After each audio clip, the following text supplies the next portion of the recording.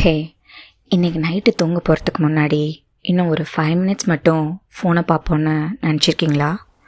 அந்த 5 minutes Instagram ரீலை open பண்ணால் 5 மினிட்ஸாக இருக்காது. கிளாக்கை பார்த்தா ½ அன் ஹவர் போயிருக்கும். டைமுக்கு அவ்வளோ கரெக்டாக அடிமையாகிடுறோம்.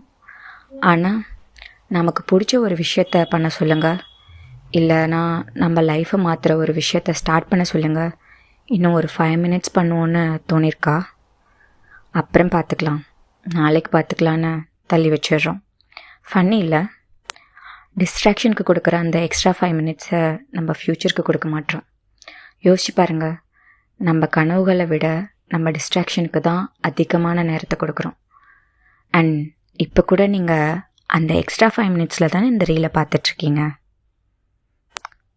சீரியஸ்லி, போய் தூங்குங்க ஃபஸ்ட்டு.